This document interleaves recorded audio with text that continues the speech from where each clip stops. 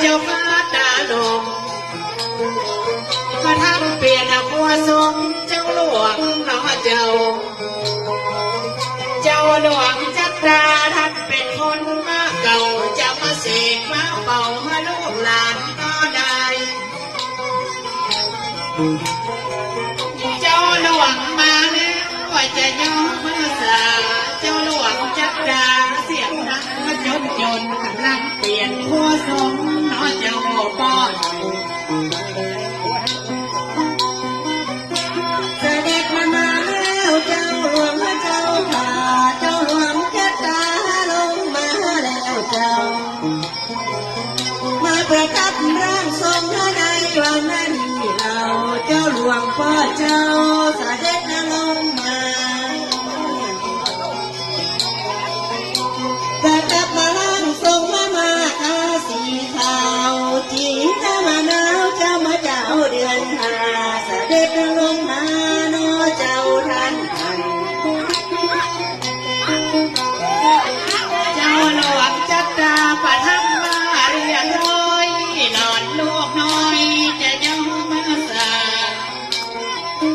เจ้าหลวงจักราองค์ขำป้อเจ้านอจะฟ้อนถวายในวันละนี้เราเอาแบ่งพระมาเอาฟ้อนถวายปุญญาเจ้าหลวงมาถามแล้วว่าเจ้าแก้วแก่นดา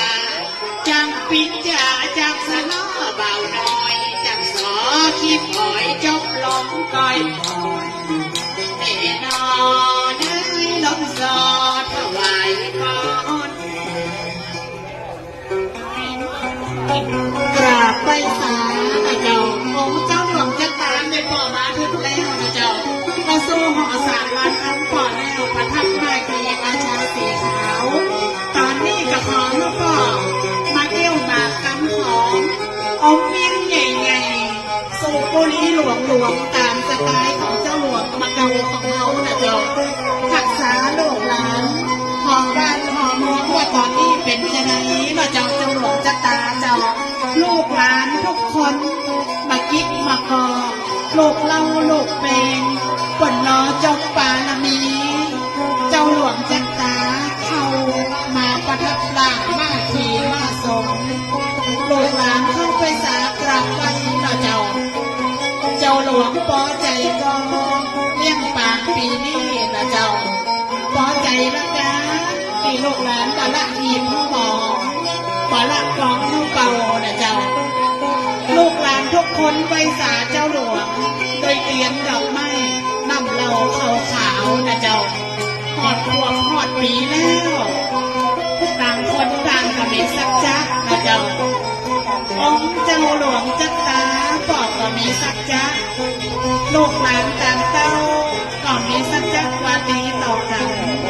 ปละเหตุผู้หมอปละของเป่านะเจ้า